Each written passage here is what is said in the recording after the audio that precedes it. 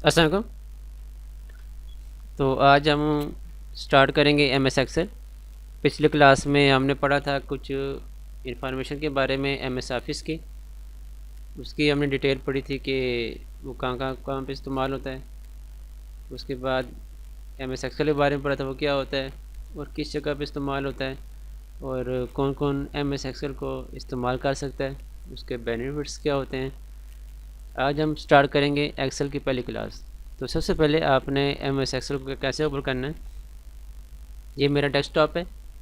अब क्लिक करेंगे यहाँ पे बटन पे, स्टार्ट बटन पे।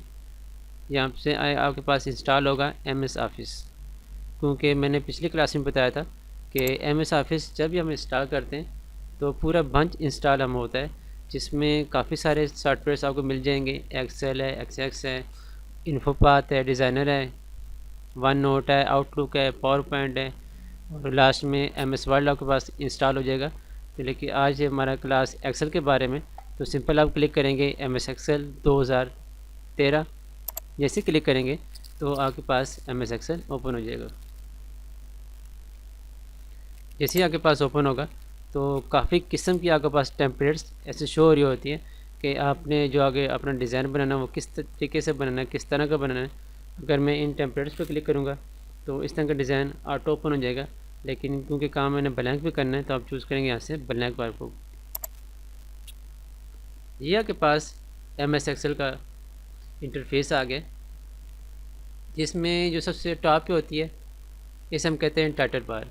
हम जिस नाम से हम सेव करेंगे फ़ाइल को, अभी बाय डिफ़ॉल्ट बुक वन ही आएगा, क्योंकि अब मैंने इस फाइल को किसी नाम से सेव नहीं किया हुआ। तो नीचे हमारे पास होता है जूम पैनल। मैंने इस पर क्लिक करेंगे, देखिए कम होगा। प्लस पर क्लिक करेंगे तो आपके पास शीट जूम हो रही है। जो आपके पास APC आपको नज़र आ रही है, अल्फ़ाबेट नज़र आ रहे हैं, ये होता है हमारे पास कॉलम। और जो आपके पास न्यूमेरिक नंबर्स नज़र आ रहे हैं 1 2 3 4, ये होता है हमारे पास रोज़। जो मैंने अभी सेलेक्ट किया हुआ है इसे हम कहते हैं सेल। हर सेल का एक यूनिक एड्रेस होता है। जैसे मैंने इस पर क्लिक किया हुआ, यहाँ पे नए बॉक्स पे लिखा रहा है, इसे हम कहते हैं नए बॉक्स। यहाँ पे लिखा रहा है C6, इसका मतलब होता है C इसका कॉलम आ रहा है, 6 इसकी रो आ रही है। मैंने यहाँ पे क्लिक किया तो यहाँ पे शो हो रहा है E3, मतलब A कॉलम आ रहा है और 3 इसकी रो आ रही है। ये हमारे पास होता है फार्मूला बार। आगे हम फार्मूले पे काम करेंगे। हम जो भी फार्मूला लगाएंगे वो इस जगह पे लगाएंगे, इसे हम कहते हैं फार्मूला बार। इसे हम कहते हैं टाइटल बार, कि जिस नाम से हमारी फाइल सेव हो रही होती है। इसे हम कहते हैं टैब्स, मेनू बार कहते हैं। Insert tab, layout tab, formula tab, हर किसी का अपना एक यूनिक मकसद है। होम टैब के अंदर ये काफ़ी सारी इसकी प्रॉपर्टी बार आ रही है।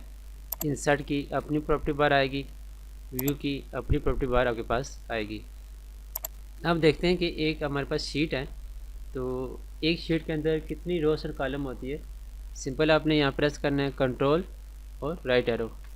हम जैसे ही प्रेस करेंगे तो आपका सेल सबसे लास्ट कॉलम पे चला जाएगा।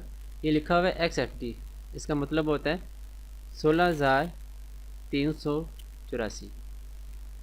ये आप कैलकुलेट कर लेगा इसका, कि एक शीट के अंदर 16,384 कॉलम होते हैं। तो सोचिए हम कितना बड़ा डाटा मैनेज करते हैं MS एक्सेल के अंदर। इस पर हमने कॉलम की बात की है। इसी तरह अगर आपने रो की ऐड करना है तो कंट्रोल दबा के दोबारा से लेफ़्ट एरो प्रेस करेंगे, हम फर्स्ट कॉलम पे आ जाएंगे। अब हमने देखना है कि हमने कॉलम तो देख लिया, यहाँ से ये हमारे पास होता है 16,384। अब हमने देखना है हमारे पास रोज़ कितनी होती है। तो सिंपल कंट्रोल दबा के डाउन एरो प्रेस करेंगे तो सबसे लास्ट पे चला जाएगा। देखें 10,48,576, यानी कि लाखों में हमें रोज़ मिलती है जिसको हमें मैनेज करना होता है।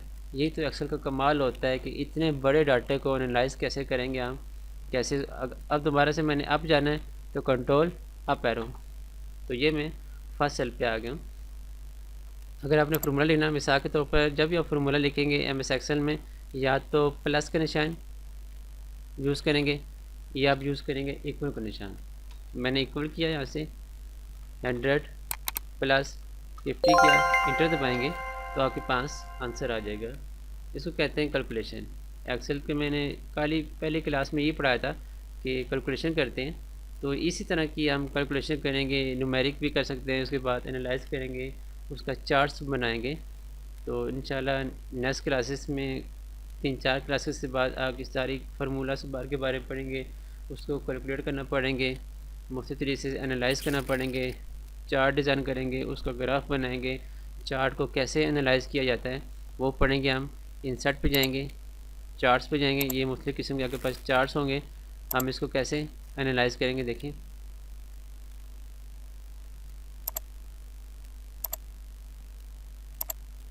ऐसे चार्ट को हम कैसे आगे एनालाइज करते रहेंगे।